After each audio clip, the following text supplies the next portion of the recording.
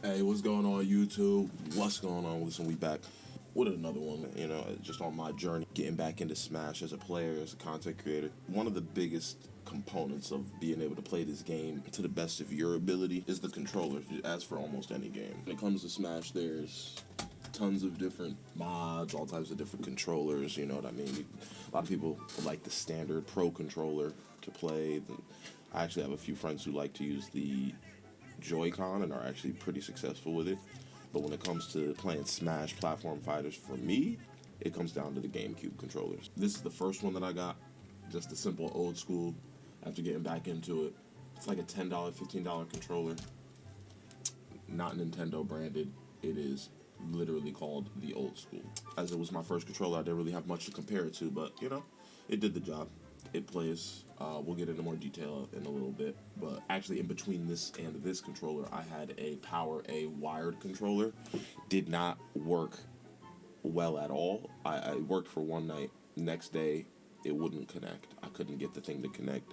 I tried two different GameCube controller converter, whatever thingies, Mayflash things. I tried a Mayflash and an off-brand. I have a Mayflash. I bought another off-brand just to see if it was that. It wasn't the converter, so came down to the controller. Got rid of that controller. Upgraded to this one, Japan import Smash Ultimate controller. Maybe Smash 4, but I believe it's a Smash Ultimate controller. I love it.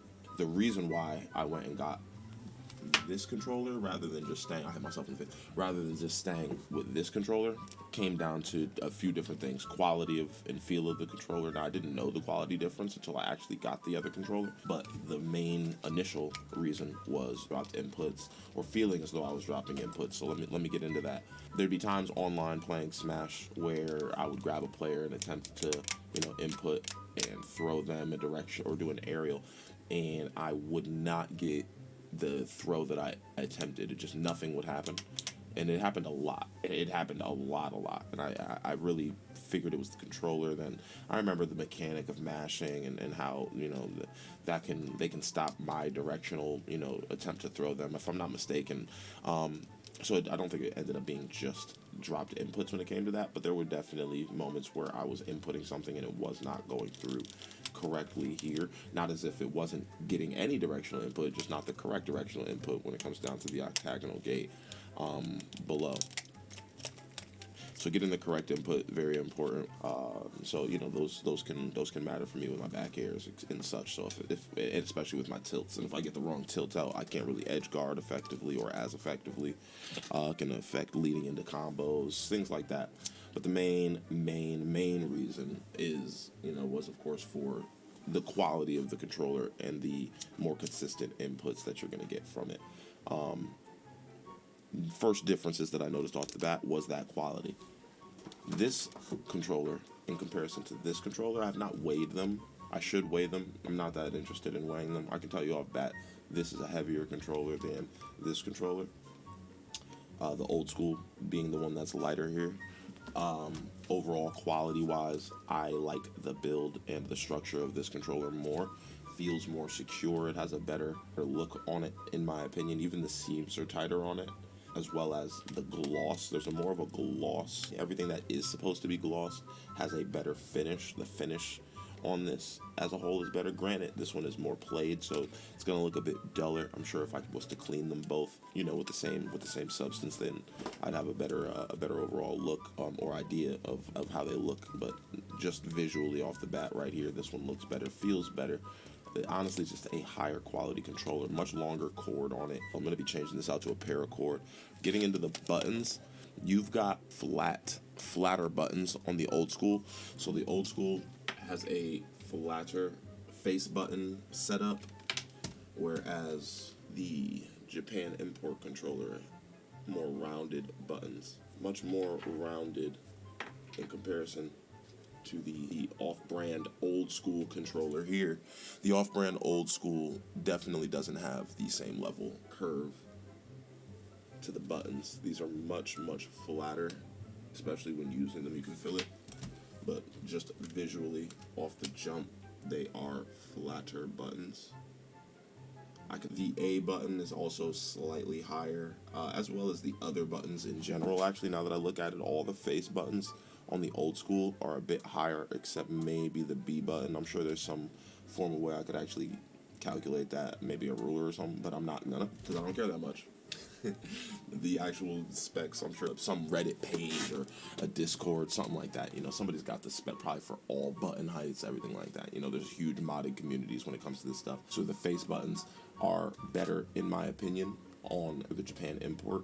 Those rounded buttons just feel better to me. There's other forms of button faces. I like the ones that's on this official Japan import controller. I will be getting custom buttons coming in, and we'll switch those out. We'll see what the difference is, how it looks, how it feels, how it affects the play.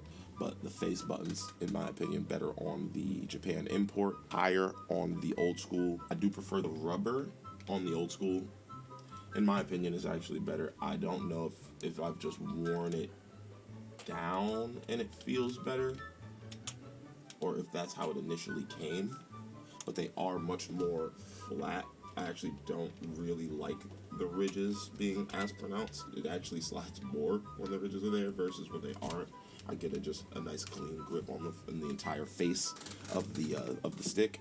So I actually like the stick on the $10 old school controller better, believe it or not. Control stick, again, I actually like the softer rubber, more tactile rubber on the old school controller. So I'll probably be switching out the control sticks off the Japan import. I will be when the custom pack comes. If I don't enjoy those as much, I'll probably just use the ones from the old school. I really like those sticks off there, really grippy. So that's a plus for the old school as well. I mean, it's $10. I'm gonna recommend the old school controller off the bat to anybody over the PowerA. That's just me. I won't recommend the PowerA just from my experiences with them. Looking at the D-pad, you've got the same size D-pad. It's a toss-up. Nostalgia factor will stay there because this is a very one-to-one controller compared to the original. But I will say the PowerA that I no longer have, it did have a much bigger D-pad. So if you're into, some of those cosmetic changes, quality of life changes like that, the PowerA will have that for you. I mean, there's not really much else to go into. The shapes are almost identical. I haven't been able to notice anything. I mean, I wouldn't really be able to. I'm sure that there has to be some form of a difference, unless these are just one-to-one casts of the GameCube controller. And I would doubt that, just due to licensing and running into stuff like that. But I mean, you never know. It does look really, really good. But I mean, there can be slight mathematic differences, changes. Immediately looking at it right now, the Japan import has a much more matte triggers, left-right triggers. In comparison, the old school, it's got a bit more shine on them. I will say this, old school,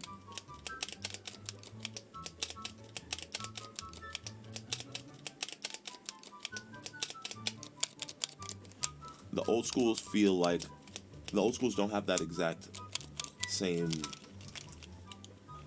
feel as the old GameCube controller when you press them in, if you know what I mean. I do remember that old springy, airy feel, where these are a bit more mushy. Maybe the springs are just a bit harder, but this has that like hollow, that spring feel I remember. It really does. And I do want to say, it does suffer a bit from the triggers wobbling, having a bit of wobble, and this is brand new off of Amazon, so there's no way that I could have done this within a day of play. I've played with this two to three times, one day, getting on about two different times, but there is a bit of wobble that you can see in the triggers. One other thing, when it comes to the analog stick here, as you can see, this is with minimal pressure. I'm literally just moving my finger along the top. There's movement, but nowhere near as much movement as you're about to see here in the old school. I'm doing the exact same thing. If I slide my skin across it, you get much more wiggle. This is just me setting my hand on it and moving my hand. Much more wiggle. Those inputs do come out. Whereas with this one, setting my finger on it, much less wiggle. Now, I don't know anything about potentiometers, analog control, changing. I'm not a solderer. I'm not in the modding community, anything like that. But I'm sure that is something that can be changed, can be worked on, actually getting in there in the controller and making some changes. So overall, I gotta give it to the Japan import. I gotta give it to it. But I just want that quality of life change on the D-pad. That'd be beautiful, bigger D-pad. Keep everything else except for the buttons. I'm sorry, except for the sticks. Let me get the softer rubber from the old schools. I like that. Hey, let me know what you guys think. Let me know, what do you guys use to play? Are you using the Joy-Cons? Somehow, are you using a pro controller? You know, they've got the pro controllers with the octagonal faces, so you can get those notches that you need. Are you using a GameCube controller? Or using something else? I don't know. For all I know, there's probably other controllers that people like to use. I've seen people use PlayStation and Xbox controllers with some like weird thing. Anyway, let me know what you guys use down below. Let me know, who do you main? And I'm saying, we can get some games in. Drop your comments below. I care about what you guys got going on. Like, comment, subscribe, hit the share button, and turn those notifications on so you can get notified of every new video.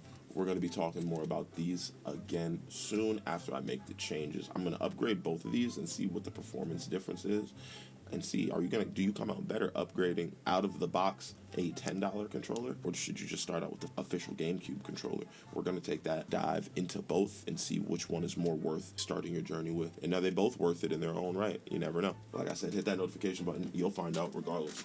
Love y'all. Peace.